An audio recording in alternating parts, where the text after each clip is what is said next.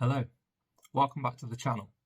Before we start, I just have to say thank you all so much for the support over the last week or so. The channel has, in my mind anyway, exploded. I've had so much engagement. You guys have reached out with some really thought-provoking comments, some really kind comments, and I'm so happy to see the channel moving in the right direction and the direction I envisioned, which was a place where people could come, share their opinion, share their thoughts, and try and help each other become as financially healthy as possible. So thank you all so much for contributing, and it really does mean a lot. One of the key themes that has come out of your comments is that the 55k budget was really well appreciated and really well received, but actually you'd like to see one that maybe is a bit more representative on a slightly lower salary. So in this week's video, I wanted to run through how I would build a budget for a 26k salary and maybe adjust that down to 24 because it fits the sort of range that a lot of you are asking for. To do that, I'm going to look at a specific example building a budget using Excel and show you how I would build up one of these budgets from the ground up so you guys can hopefully follow along too. So, let's go.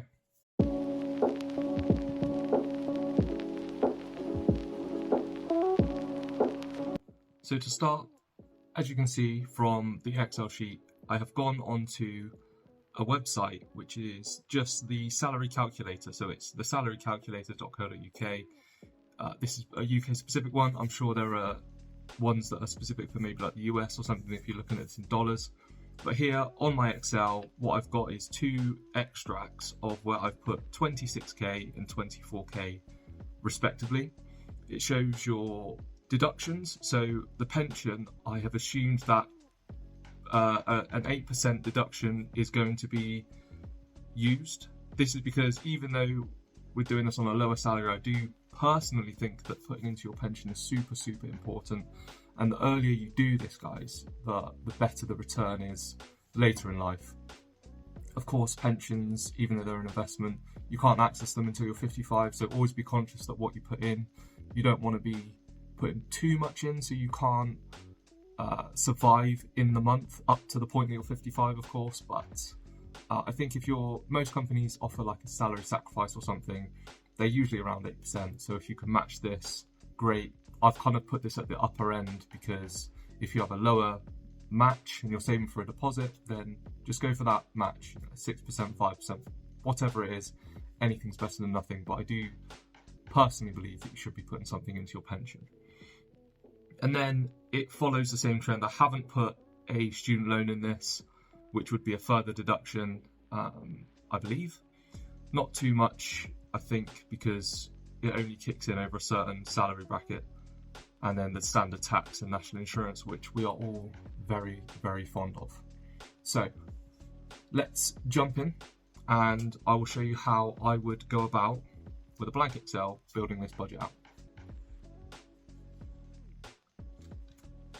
So what I'm going to do is just pick a cell. I usually like to have a bit of a border, so I kind of pick B2 because why not? And then I just start from net pay here because the salary calculator has done it for us. So I'm going to assume that we're going to go for the 1759.71.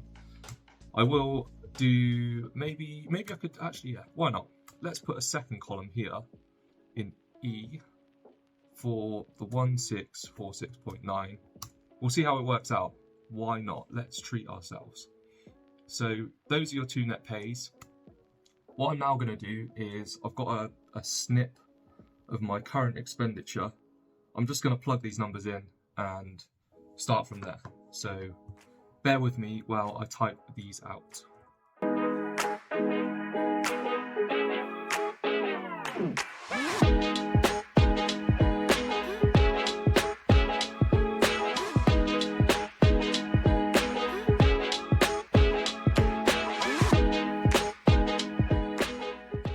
So there we go. Really quick and concise list of my current expenditure. Of course, we're now going to amend this because this is my expenditure right now. When I was previously earning a lot less than this, my expenditure was also a lot less than this, which allowed me to save to get my first deposit. So don't worry guys, I'm not expecting you to look at this and think, great, cool, how am I going to survive on that? We haven't even included food, haven't included fuel, so there's a lot of amendment required, which we'll run through now. Okay, so the first amendment we're going to make, which many of you have pointed out in the comments, which is great of you, is that I'm paying way, way, way too much for my sim-only contract. Clearly I need to look into this, so for the purposes of this budget, I'm going to reduce it. And some of you have stated a range of £6, as low as £6, which, I mean, that's phenomenal, so hats off to you guys for finding those deals. I'm not going to say I'm going to go as low as 6 in here, because I want to try and keep it as a best of an average as I can. So why don't we just say kind of middle to upper of the road, we'll go £18. Don't give me too much hate, I'm just trying to I'm trying to get the range in, so we'll go for 18 there. Equally, within this budget, I probably wouldn't be paying an overpayment at this point. So what I'm going to say here is that actually we just delete that line completely, because looking back at where I was before, I've only just started overpaying at this point now, and that's 5 years post owning a house. So I'm gonna delete that line. Okay, so that, as you can see, frees up a bit of cash, which is good. Are there any other points in here that we can amend given the budget that we are on? So Amazon Prime, I'm going to keep that in because I haven't got like a Netflix subscription. I'll share that. So my partner pays for Netflix, I pay for Amazon. I'm going to assume that this budget is just a one-person budget for the moment. So one subscription, I'm going to say being Amazon, because then you get like the deliveries and bits like that. But you know, you could trade this out for Netflix or whatever your subscription of choice would be. Similarly, the bank fee. So for me, this is, I get travel insurance and European breakdown cover through my bank because I pay this travel fee. I didn't previously pay this up until, I want to say, when I got onto my first accountancy role, I kind of started paying this properly. I think maybe I had it for a bit at uni and I got rid of it. So to be honest, on this sort of salary, and again, if you're looking at this as a savings budget, I would just stick with the standard bank. Yeah, no fee is what you want to go for. So I'm gonna remove that. We'll see what we get to later. Dentist. Now, again, I didn't pay for a dentist when I was at university and I was saving. I've only just started paying for this when I left university. I basically pay £20 a month, and that gets me two checkups and 2 trips to the hygienist per year, which it averages out more expensive than I think if you just paid for those when you went. But what it does do is you get certain coverage within that. So if I need like a filling or crown, I haven't needed it so far, you know, fingers crossed, thankfully. But if I did need that, that would cover it. I think for this budget, I'm going to leave that in because, as I mentioned in some of my older videos, I think that my order of importance of things is health, family, finance. Your health is the number one thing.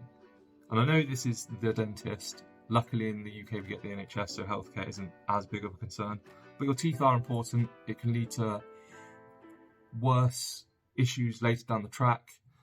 Fortunately, my teeth actually, I did start getting, you know, not huge issues or any major issues, but I was on path to have some issues later in life had I not then started paying this. So I was lucky at the point that I did start paying this, and I went to the dentist. They were like, yeah, cool, you know, we can sort you out, get you in the hygienist, and it's all good. But this sort of stuff can build up over time, so again, not going to labour the point. I think leave it in.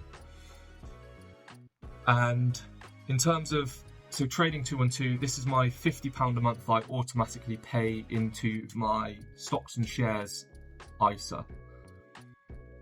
This is a really tricky one for me because I don't think I would be investing in a stocks and shares ISA if saving for a house deposit is your goal. Now, this is just my opinion, so please take this with a heavy pinch of salt. Everyone's going to have a different view on this, but in my opinion, a stocks and shares ISA can go up more so than a cash ISA, but it can also come down. And when you're at a point where you're just trying to get an asset behind you, you don't necessarily want to be putting all of your cash at risk.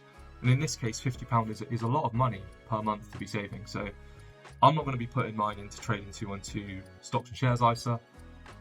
I would be putting it into just a Trading 212 cash ISA. So we'll leave it in, but we will call this cash ISA. And the reason I'll leave it in there is because then, as a bare minimum, at least you're getting automatic enrollment or payment into your savings account without you having to think about it. The rest of your savings we can then look at, or the rest of the savings I would then look at after I've gone through the rest of my budget. So hopefully that makes sense. Mortgage costs. This is a tricky one. I don't really know. At this point when I was saving, I was renting just a room. I was very fortunate that it was with a family member of mine, so she allowed me to stay there for £250 a month. I was paying for a room, which was really, really nice. You know, that was bills included and everything, which was great, and it absolutely catapulted me forward in terms of my savings, and I'll be forever grateful for that. So I don't think that you can probably rent anywhere around that sort of price now. I mean, we're talking 6-7 years ago, so I don't think it'll be around £250. There are going to be some people that are going to want to have an apartment or something, which arguably in some places are probably going to be more than this. So I think what I'm going to do is, for this budget, I'm going to put it at £650. I know I'm going to get some hate or some... It's really hard to do a generic budget for everyone's scenario, but I think £650, it was more than my first 5 years of mortgage payments, and I know my mortgage was very low compared to what they are now.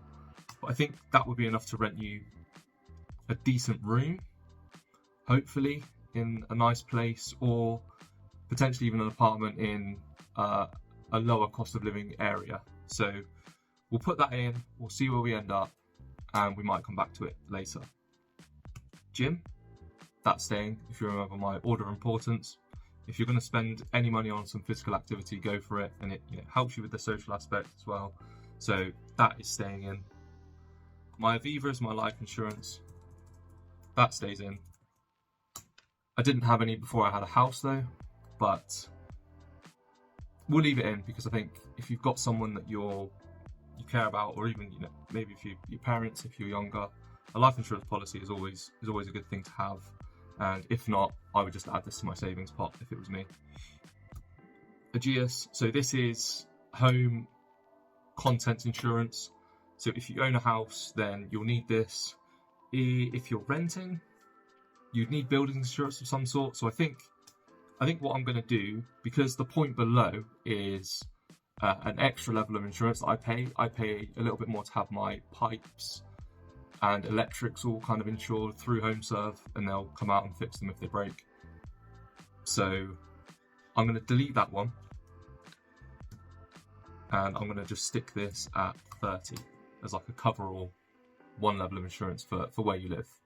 Again, if you don't need this, then chuck this into your savings. All good. Spotify. Man, you guys don't let me forget this. So I've been getting some stick in the comments for my Spotify account being super high. Apparently you can get this for maybe £10, I think. But so I'm gonna say you could probably find a deal for this and maybe get it for £12. I think that's a good average. I like music. I like to listen to music when I train. I like to listen to music when I work. I think it's important. And for me, Spotify, I don't think people are going to go back to downloading offline wire and getting huge viruses and stuff on your PC. So it's a luxury. It's a convenience item. If you don't want it, add it to your savings. If you do want it, I'm going to put it in the budget. Virgin Media, again, apparently you guys are rinsing into me for saying my internet's too high. I think this is just the standard price of the package. Maybe you can get cheaper ones. I'll leave it in as a high one because why not? Let's make it a challenge for ourselves. But again, any money you save into the savings. And council tax. So I put this at 150. I'm in a band B property, so this is about the price you pay, but you pay it. So for those of you that maybe live at home or aren't responsible for your council tax, you get a council tax bill, which is, in my area at least, it's spread over 10 months. And then you get 2 months off at the end, which I just kind of put towards an overpayment or extra savings in those 2 months. So I could break this down and split it over a 12-month period, but it's just easier because the majority of the time it is going to be in your monthly budget to just leave it in, and then you get the bonus of not having it for those 2 months at the end. So we'll leave it in there, see where we get to. And as you can see, that's kind of net us down to a grand total of £1,010.96 for the month, for kind of what I call fixed costs that are gonna recur every month. So what I would then tend to do if I was building this is I'd probably clean this up a bit. So let's delete that. I like to format it. I mean, you guys asked for this. How interesting you find it is down to you. I personally love a spreadsheet, so I'm enjoying this. To the 2 viewers I've probably got left at this point watching, I hope you're enjoying it too.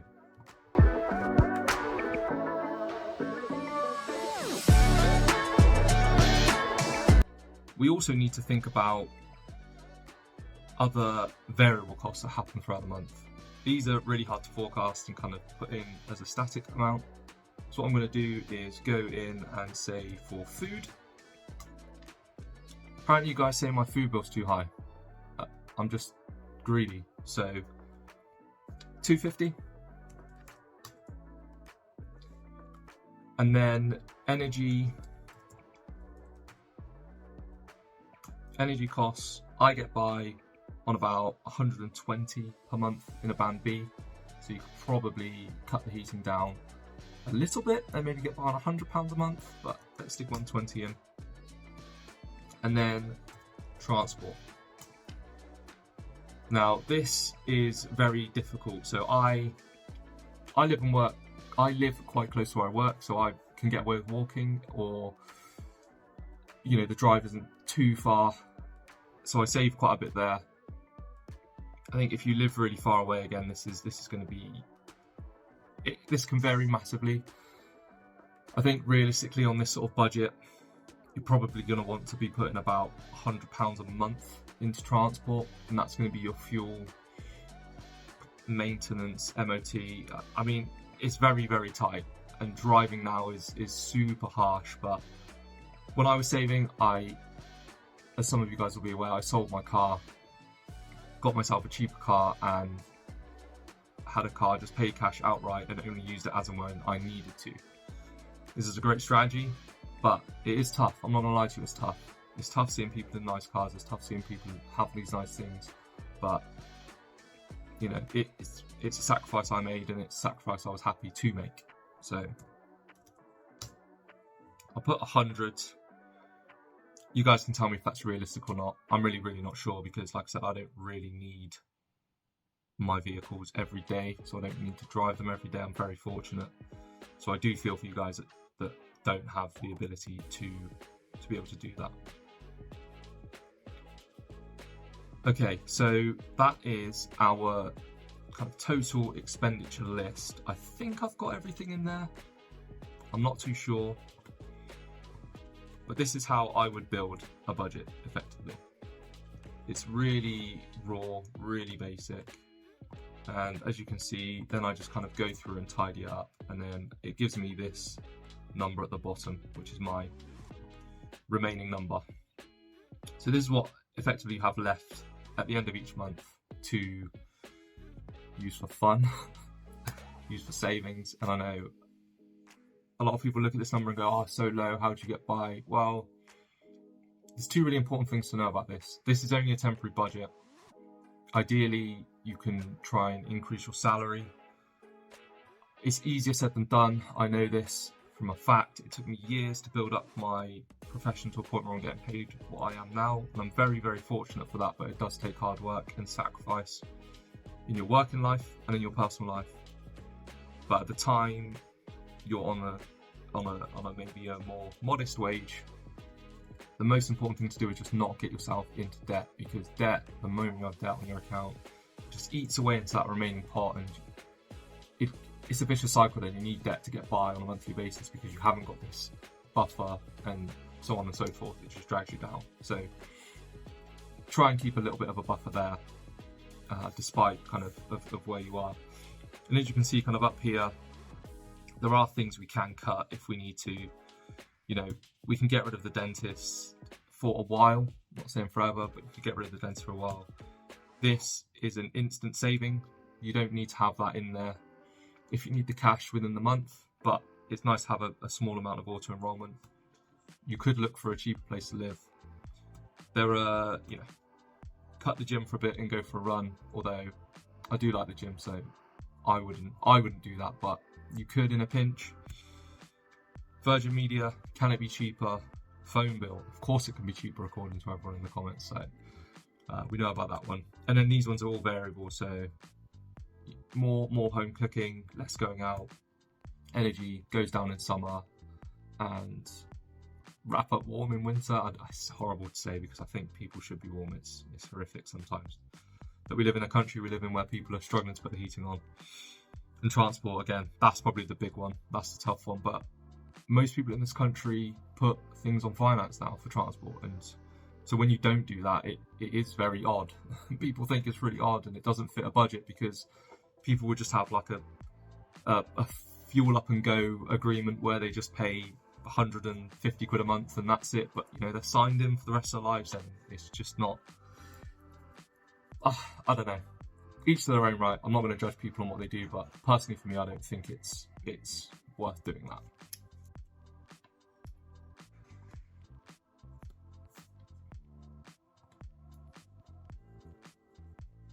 Okay, so we've got the bare bones budget built. What I then do is I put a little savings tracker next to it, and this really helps me see where I'm at kind of over the year. So each month you can use the budget on the left hand side, and then what I'm going to do is just put a savings tracker here, like so. And all I'm going to do is just say, so we're in December now, so why not, let's just start from Jan 25. I'm going to drag this down till we get to December. And then what I'm going to do is just let's do a 2-year look through.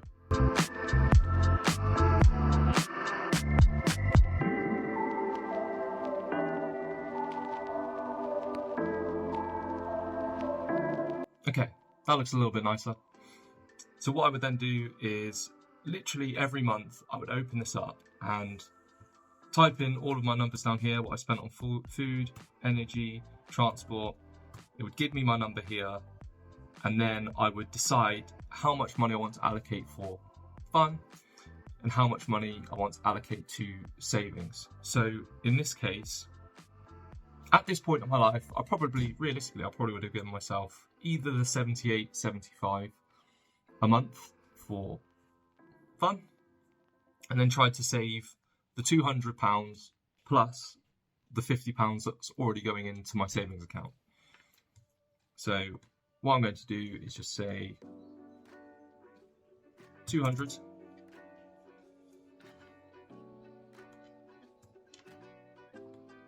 plus the 50. There you go, 250. Didn't need to do that in a calculation, but just really kind of easily illustrate what I would do. If these were slightly offish numbers, I would type like the 201.75 plus the 50, something like that. But let's say we put 250 in January, and then all I would do, this is just going to be an example of what I would do over these next 2 years, is each month I would just go in and type in what I did. So let's say I would strip myself 250, 250, 250, all the way up until April. I'm trying to think back to when I met my fiance, kind of 4 or 5 years ago. I think it was around the May, June time or July time. I don't know. So let's just say 250. And now, well, now I've got to go out on some dates and stuff, right? So let's say in June is going to take a hit because she was worth it. I'm going to save £100. So I was only put a 50 against my extra 150. £100 again. 25th July. 200. 175. 200. Back up to 250 for November. And then we're in Christmas, so realistically, maybe £100. And there we go. That's realistically where you're going to be at. £2,500. It sounds like a small amount of money, but believe me, when you look at some of the stats of people that are living paycheck to paycheck or just even worse than that, they're just in debt, servicing debt, it's not a bad amount to save when you consider the cost of living now. So it can be quite disheartening, I think, sometimes to look at these sort of budgets. When I was back at that point in my life, it definitely was really, really disheartening to see this. But just to give you an example of kind of what I had to do to then get into the house and how it can make a real big difference is, let's say here, this was back to the 250 that I was paying.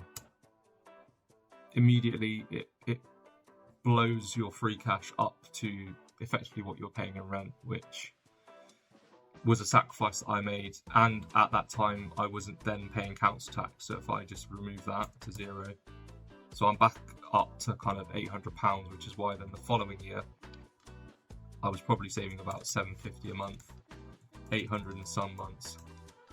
Let's just say, I went on some holidays here.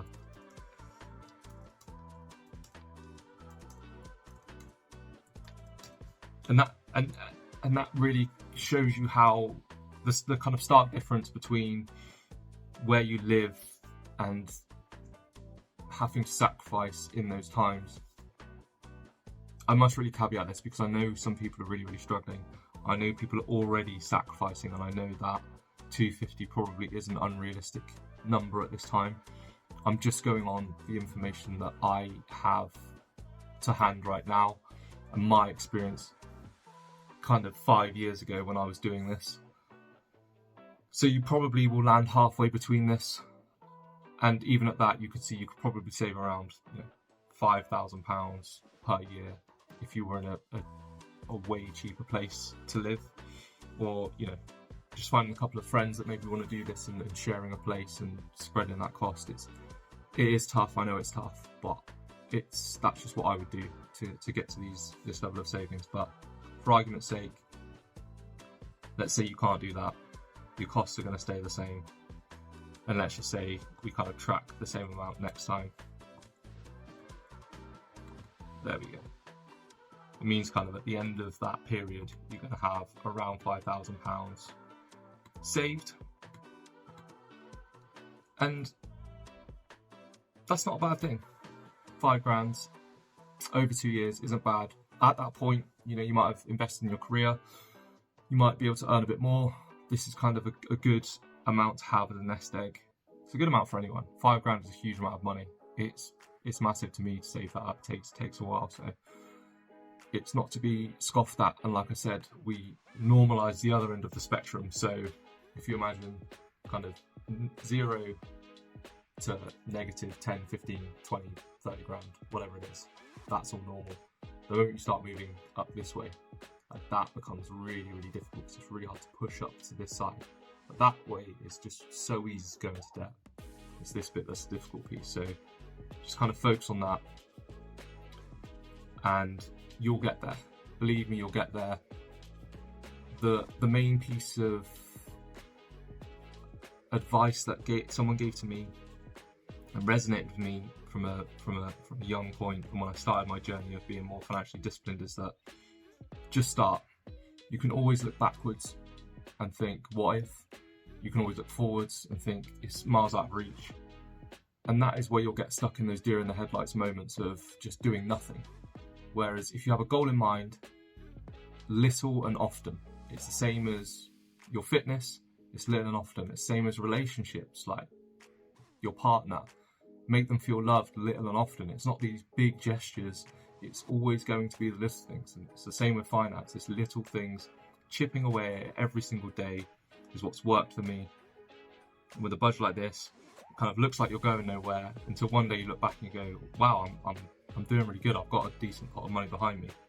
On this budget, yes, it might take you 4 years, 3-4 years to get up to £10,000, 4 to 5 years maybe to get a modest house deposit that maybe you could pool with a partner at that point, who knows. But if you don't do anything, what you're going to do is look back and you'll be in the same position as you are. So why not try? Why not? That's my attitude anyway.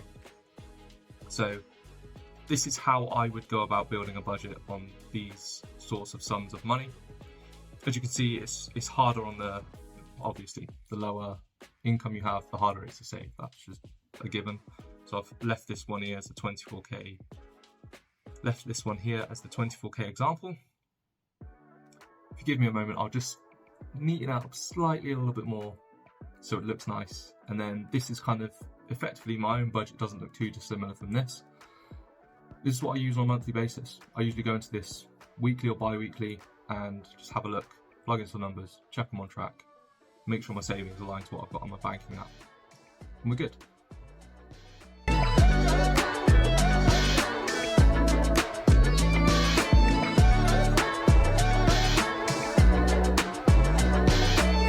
So that's how I would build a very rough and ready budget. It mirrors what I do for mine now and what I did do back then. Hopefully you guys can follow this if you want to build a budget in Excel, and this is very rough and ready.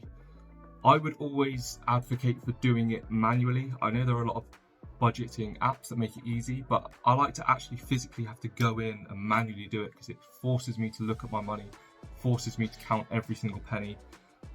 And ultimately, what you pay attention to is where you see positive things happen in your life and where you see growth. So pay attention to your savings, pay attention to your finances, and it should, in theory, go in the right direction.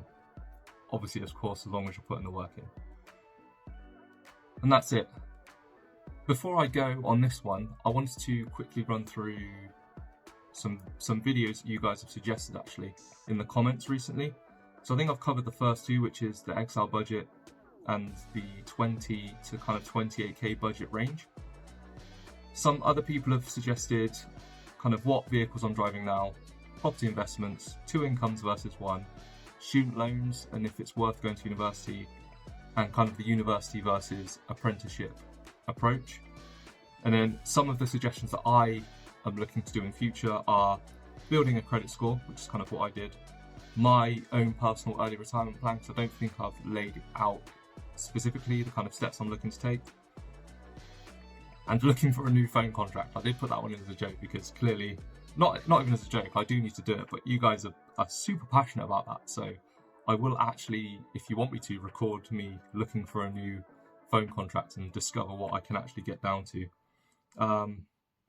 The joke one was how to cut your own hair, because as you can see, I do trim mine and it is the most average cut you'll ever see, but it does save me about £15 every 2 weeks, which does go into my savings. So if you guys are interested in how to cut your own hair, I can show you how to do a very average job of it.